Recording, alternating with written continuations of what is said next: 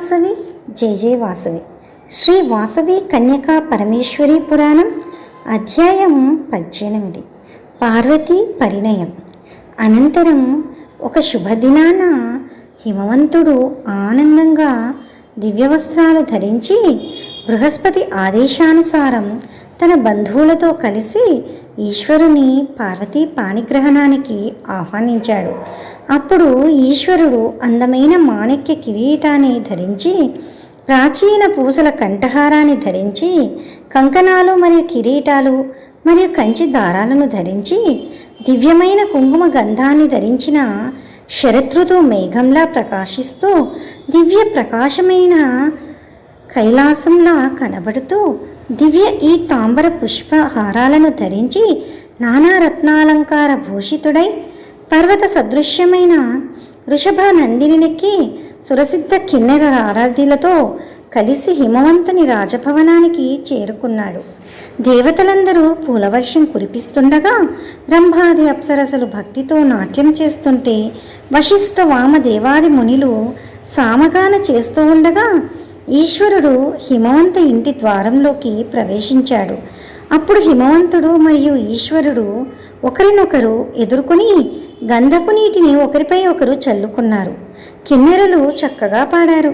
ఈశ్వరుడు వింధ్య మరియు మైనాక చేతులు స్మరించి స్వచ్ఛమైన బంగారంతో ప్రకాశిస్తున్న గరుడపత్యాది గొప్ప పూసలతో కూడిన వృషభ ముఖకారమైన ముత్యాల మొగ్గలతో అలంకరించబడిన వజ్రాలు పొదిగిన వేదిక, మణిమయ స్తంభాలతో కూడిన మరియు పుష్పాలతో నిండిన తోరణ సహిత రమ్యమైన కళ్యాణ వేదికలోకి ప్రవేశించి స్వర్ణమయ దివ్య పీఠాన్ని అలంకరించారు.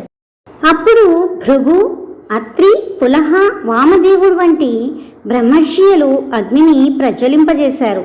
అరుంధతి, శచి, సంజ్ఞ, స్వాహ, అదితి, దితి, లక్ష్మీ, సరస్వతి తదితరులు ప్రచోదించబడి కళ్యాణ జయధ్వనులతో నిండిన పాటలు పాడి పార్వతీ పరమేశ్వరుని ప్రసన్నం చేసుకున్నారు. పార్వతీ పరమేశ్వరుని కళ్యాణాన్ని చూసి సంతోషంతో శిరస్సు వంచి అగ్ని తన జ్వాలలతో ప్రకాశవంతంగా వెలిగిపోయాడు.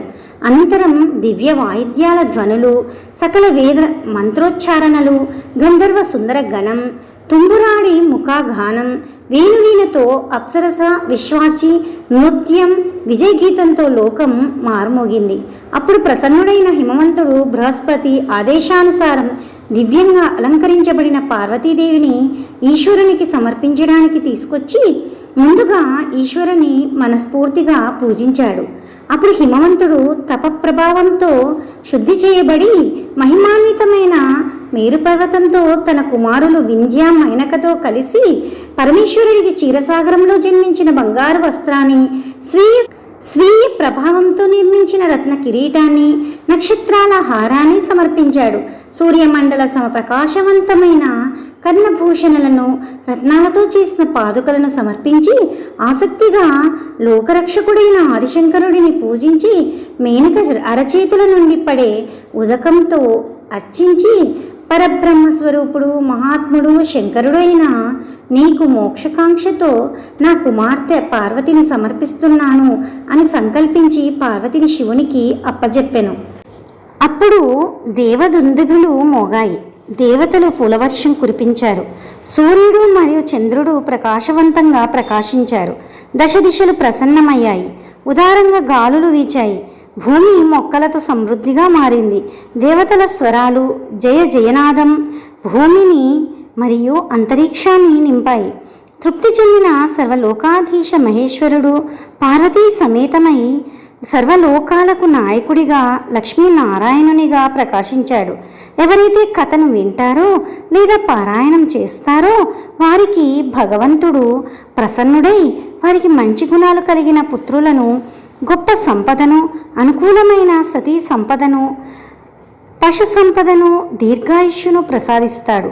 సకల సౌభాగ్యాలకు మూలమైన పార్వతీ పరమేశ్వరుని ప్రీతికరమైన కథను విని బ్రాహ్మణులకు తృప్తిగా భోజనం చేయించాలి. జయ వాసవి జయ వాసవి శ్రీ వాసవి కన్యకా పరమేశ్వరి పురాణం 18వ అధ్యాయం సమాప్తం. మరల 19వ అధ్యాయంలో కలుద్దాం.